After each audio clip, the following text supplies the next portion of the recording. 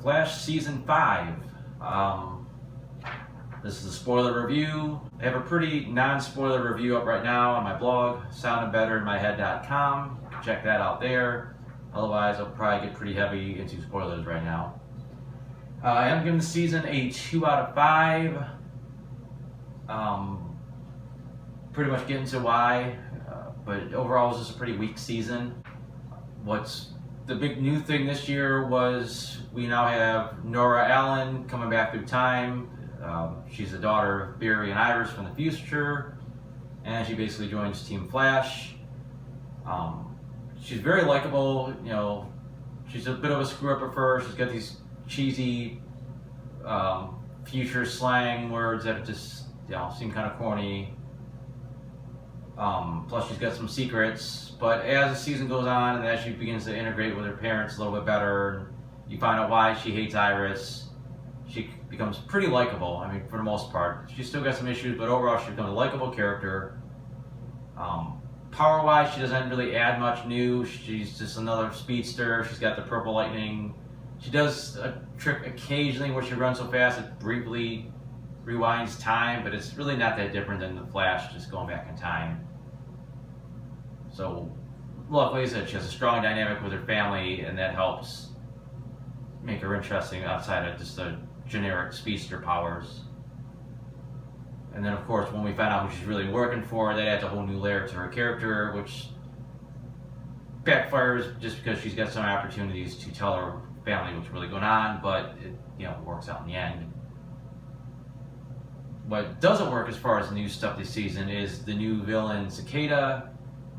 Just so flat. He's this cheesy, lame, evil voice. His power's good because he can negate the superpowers of anybody around him. So, it doesn't matter how powerful your hero is. They're just a normal person when they're fighting him. So it's a good power, but he just kind of randomly goes around and kills metahumans, and they just got to try to keep stopping him. He just never comes off with someone that's like, we found out in the future was never caught. Like, this guy's supposed to be the ultimate bad guy, and just always barely gets away. It's just luck that he gets away, it seems like, most of the time. And even right away we get his origin. Just, his niece, he adopts her, she gets hurt in the satellite explosion, and he's so mad about it, he wants all metahumans dead. And it's weak motivation. And the big twist with him is that, I think it was around mid-season or so, he loses his powers, but then his niece comes back to the future and becomes the new Cicada, and she ends up killing him and taking over. And she's definitely a much more intimidating villain. She's much more angrier. Her origin's still kind of cheesy. She basically, in her coma as a young girl, agreed with her uncle's desire to kill all metahumans, and somehow meeting Nora in her head made it worse. But her powers just never really that defined. She's flying, she's shooting energy things and throwing people and knocking people down. She's got her own daggers that may or may not be magic, I don't know. Or just meta daggers. I don't know what they really are. They just never explain what she can do. She just kind of does stuff and beats everybody up and then runs away. And it just doesn't work. And then, of course, we find out eventually pulling the strings behind everything from the future is Reverse Flash, which as soon as he shows up, you don't care at all about either of the cicadas. Not that you really care that much anyways, but he's just such a big personality and such a big part of the history of the Flash that he basically steals the show. And then, of course, we see him slide back in his traditional mentor role. He's helping Nora try to save her father and go back in time and stop Cicada. And then ultimately we see it's all a ploy to help him escape execution, basically. And when that comes together, it comes together very well. It's just, I don't know what they're going to do with him going forward. This year we also got the new Harrison Wells, who likes to be called Sherlock.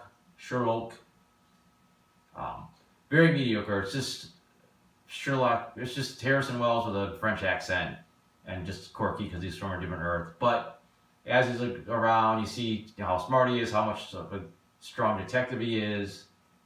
And as he integrates with the team, he actually becomes likable despite his accent and his goofy backstory with all the wives and whatnot. Especially really liked him solving the mystery of who Nora was working with. I thought that was really well done. Interesting that a few times Ralph actually was able to outshine him as a detective, but I think they worked well together. Just kind of random at the end that despite how much he became a family with these characters, he just decided to go back to his own Earth. I know his girlfriend was hanging out there, but who's to say she wanted to stay there? Stuff with Cisco was kind of weak this season. He basically suddenly decided that he didn't want to be a superhero anymore, despite how many times he saved the world and how many times they would have been screwed without his powers. He develops the Metacure, which at the very end of the season he uses on himself. I don't know if that means he's leaving the show, because it almost was implied that he was leaving the show and not just losing his powers. We'll see what happens next year. I thought the Metacure was going to be a bigger deal as far as stopping the bad guys. You had this big debate that sometimes got a little over the top about what do they use it, what do they create it, what do they force it on people. Eventually they convinced Cicada 1 to take it. Doesn't do anything for Cicada 2, but at least there's a nice twist that she took the earlier versions of the cure and she planned to use it as a weapon and basically kill all the metas. The Killer Frost stuff was just, it missed the mark. We got a hint that her abilities have been with her since childhood. I thought there was something really cool with that, and just ended up being some weird story that some experiments her dad did on her somehow caused her to have a split personality that had superpowers, and he did it to himself, and he had an evil personality that was trying to kill the good personality, and we had a follow-up of that episode where he tried to get his whole family to be like evil ice people, and he just magically was able to break free in time to save his daughter, and then in time to get killed. So I don't know, just the whole thing never really worked, and now it looks like her mom might be some kind of meta, so we'll see what they want to do with that. Barry made some pretty odd character moves in my opinion. I know he hates Thawne, I know he's got that history with him, but just getting so pissed at Nora that he locks her out in the pipeline, and then he takes her out and puts in the future and basically says never come back. It just seemed a little too aggressive for him. Especially, not even consulting Iris with the whole thing. I don't think I could say a ton else about the show. Like I said, the main villain was just never uninspiring completely. He had no real master plan they were trying to stop. I was just trying to catch him. I thought the family stuff eventually worked out with Barry and Nora. I really liked Sherlock Wells solving the mystery of where she came from. The Thawne stuff worked for the most part. It was a great twist at the end. We see how it was all him manipulating everybody, how he was going to escape. But just as I said, the villain stuff was just so flat. It's why I gave it a 2 out of 5. Let's see if I can whip through some notes here. See if anything jumps out. Definitely cool as we go to the future. We finally get a look at the Flash Museum. We don't end up seeing that much really cool stuff in the future. We get Godspeed introduced, even though he's basically kind of wasted and stopped immediately. The Cisco's death fake out was stupid, and they fake his death. Turns out he's trying to avoid being killed by Cicada, and then it really doesn't do anything. I thought it would have been a bigger deal that he was supposedly dead, but it was just nothing. It was kind of pointless, actually. Definitely kind of cool. They didn't do as much in Arrow, I don't think, but the Flash made a lot more mentions of Gotham and Wayne Tech and all that stuff, and now that they basically unlocked the toy box of Gotham, at least to some degree, because of the Batwoman stuff. So it definitely helps flesh out the bigger DC universe again. Just kind of silly that none of this stuff comes up until basically now. And some other things kind of go back and forth. We're introduced to the Weather Witch, the Weather Wizard's daughter. She was pretty evil. She basically tried to smash her dad with a truck, and she's got lucky that it wasn't really him. But they did a nice little redemption arc with her where she ended up not being evil, and then we find out later on she was, and she apparently killed her partner. So I don't know, that was just kind of weird back and forth with her. Why? I don't even know why they bothered the redemption arc at all. It was a little convoluted and didn't quite work, but it was still fun with the 100th episode where they basically found an excuse to go back in time and more or less visit every season because Barry needed something, even though in the end it never even help save the day, but just a chance to go back and revisit some past episodes. Something you always do for an anniversary episode. As far as the crossover, part 1 was probably the weakest part of the crossover. I think it was kind of cool seeing these guys switch roles. We get to see the newest Lois Lane, the Smallville appearance was pretty cool, especially using the theme song from the Smallville TV series. The fight with Amazo was pretty sweet. Another weird thing is, I know the actor that plays Joe West had a bad back, and he ended up getting back surgery during the season. So every episode you've seen him in, early on he was sitting down, and then when he was getting his surgery, they always found an excuse for him to not be on the show. He was visiting somebody.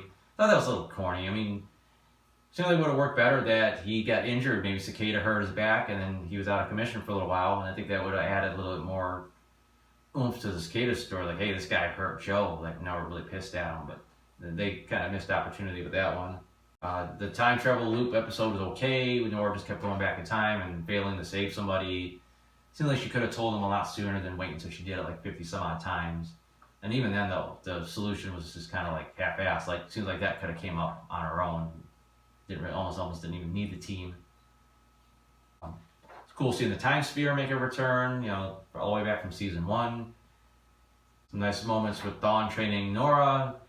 Some callbacks to the earlier seasons of The Flash, trying to help her with her powers. Of course, she just doesn't have the confidence of her dad, so it didn't quite work out, but still.